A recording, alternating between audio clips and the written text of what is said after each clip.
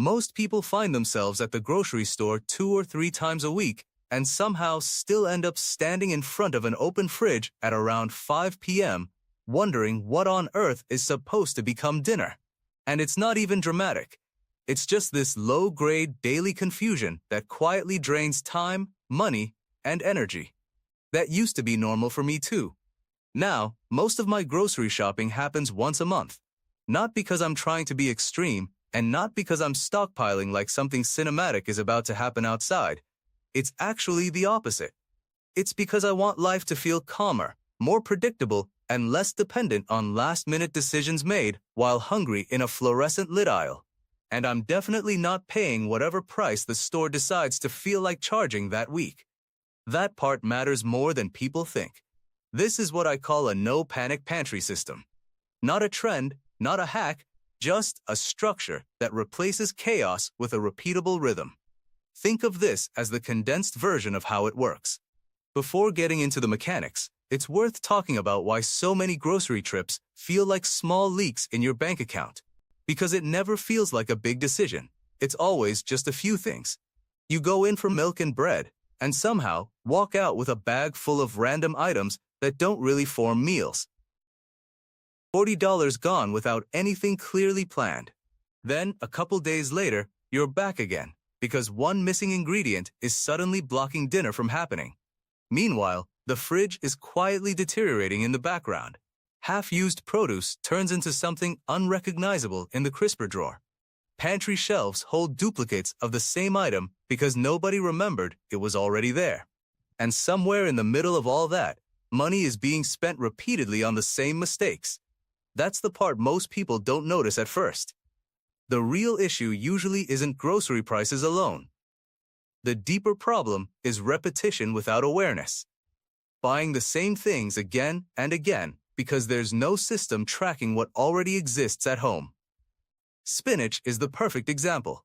Buy it, forget it, buy it again, then throw away the first batch because it turned into a science experiment in the back of the fridge. Same story with canned goods bought on sale with no plan, shoved behind other items, rediscovered weeks later, and eventually tossed. At some point, it stops being a grocery problem and starts being a systems problem.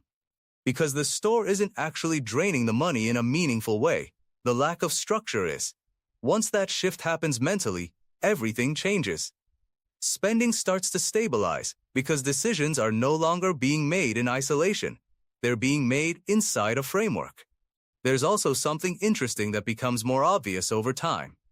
Older generations didn't shop the way modern households often do, not because they had less access, but because they had fewer reasons to rely on constant trips. Grandmothers managed households with multiple children and full schedules, yet didn't default to frequent store runs. Food was planned differently, stored differently, and used differently. Nothing was casually purchased without a purpose attached to it. That approach wasn't about nostalgia. It was about efficiency before convenience became the default. And the more grocery prices fluctuate, the more those older habits start to look less outdated and more like practical infrastructure. So the goal of this system isn't to eliminate grocery shopping entirely. It's not about turning a kitchen into a bunker or living in scarcity mode. The goal is simpler. Stop running out all the time. Stop making emergency trips that lead to overspending. Stop buying ingredients that don't connect to anything. Instead, build a rhythm where food is already accounted for, already usable, and already part of a plan. That system runs on 3 actions. Find it before funding it. Plan it before parking it. Cook it before it quits. Everything else fits inside those 3 movements. The first shift happens before any money is spent. Shopping starts at home. That means the pantry, fridge, freezer, and even garden become the first store. Before buying anything new, everything already owned gets reviewed. Not in a stressful way, but in a practical sweep through what's already available. Because the surprising truth is how often we need groceries actually translates to, we already have this, and forgot. One of the simplest tools for this is what I call a you bought it bin. It's exactly what it sounds like. A container where overlooked ingredients go before a grocery trip.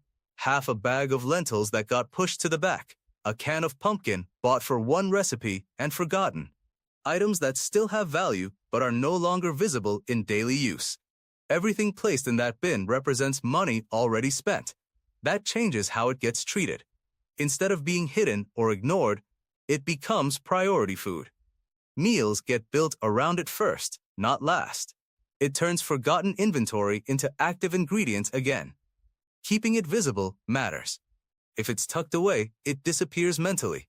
If it sits in plain sight, it gets used. And once that habit forms, waste starts dropping almost immediately. After that, the second movement kicks in, buying with intention. This is where most of the budget actually stabilizes. The focus shifts to what can be called backbone foods. Ingredients like rice, beans, oats, flour, pasta, canned goods, and other basics that don't feel exciting but carry everything else. These aren't single-use items, they're multipliers. One bag of flour becomes bread, biscuits, tortillas, pancakes, or cornbread depending on how it's used. One staple turns into multiple meals without needing separate purchases each time. The goal is no longer buying for cravings that disappear in 2 days. It becomes building blocks that support entire weeks of meals. Shopping also becomes cyclical instead of random. Sales patterns in stores repeat on predictable cycles. When something hits a low price point, enough is bought to last until it comes around again. Not in a panic way, in a timing way. If the store runs on a schedule, buying decisions can too. But buying smart only works if storage and usage keep up with it. The moment groceries come into the house, they get assigned roles. Milk might be portioned and frozen to extend its lifespan. Eggs get split between fresh use, hard boiling, and freezing in whisk portions for baking or cooking later. Cheese is stored in blocks and shredded as needed because it freezes better and melts more evenly that way. Bread gets portioned and frozen so it doesn't go stale. Extra portions are later replaced with homemade alternatives like tortillas or simple baked items. The idea is not to let anything enter the fridge or pantry without a plan for how it will survive the week. Even produce follows this logic. Some of it gets eaten immediately, some gets preserved, and some gets transformed into longer-lasting forms. Greens, for example, become less of a weekly purchase when they're grown at home, even in small spaces. A simple setup outdoors can turn leafy greens into a repeating harvest instead of a repeating purchase. That alone removes a major recurring grocery category from the budget. And when something does start to go bad, it doesn't automatically become waste. It becomes preservation. Fermentation is one of the most practical tools here, not as a niche hobby, but as a way to extend the life of food that would otherwise be thrown away. Onions become pickled additions for meals. Milk becomes yogurt or baking ingredients. Cucumbers become pickles. Cabbage becomes kraut. Peppers can be turned into sauces. Food that was on the edge of being discarded becomes something entirely new, often lasting longer and gaining more use than it originally had. The mindset shift behind all of this is simple. Ingredients are not single-use items.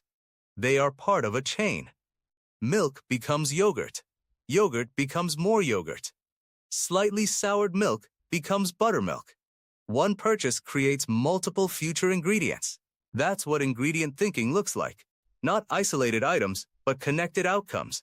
Storage reinforces all of it. How food is kept matters just as much as what is bought. Poor storage quietly destroys budgets in the background. Good storage extends life without effort. Even simple things like breathable bags, visible organization, and separating foods by use rather than category can extend freshness significantly. Not because it's aesthetic, but because it reduces forgetfulness.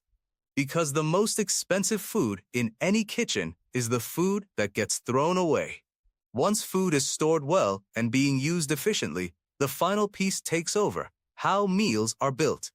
Instead of cooking something entirely new every night, meals are created in sequences. One cooking session produces a base. That base then transforms across several days into different meals with different flavors and presentations. What starts as roasted chicken might later become a skillet meal, then bowls, then wraps, then a soup. Same foundation, different expressions. Nothing feels repetitive because nothing is presented the same way twice, even though the core work was already done once. This approach removes the nightly decision fatigue around dinner. It also reduces how often new ingredients need to be purchased, because existing ones are already assigned future roles. Cooking becomes less reactive and more structured. And once a week, a reset brings everything back into alignment. A focused block of time to prep bases, reset the kitchen, and set up the next stretch of meals. Not constant cooking, just intentional preparation at intervals.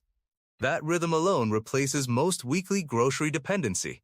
Still, there are a few things that continue to get purchased regularly, even with a system like this in place. Reduced price proteins are one of them. Not as a full shop, but as opportunistic pickups when deals appear. Those items are then frozen, cooked in batches, or preserved for long-term use. Another is discounted produce, often from markets selling imperfect or excess stock. These boxes of fruit or vegetables become immediate meal planning anchors. Some get eaten fresh, some frozen, and some preserved. And occasionally, dairy items are picked up when needed, though less frequently because of how long they can already last when stored properly.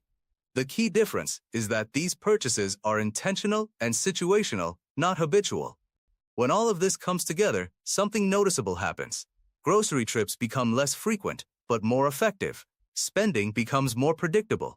Food waste drops significantly, and the constant background stress of what's for dinner starts to disappear. Not because food became simpler, but because the system around it became clearer. And that's really the core of it. A pantry is not just storage, it's structure. And once the structure is in place, everything else becomes easier to manage without constant effort.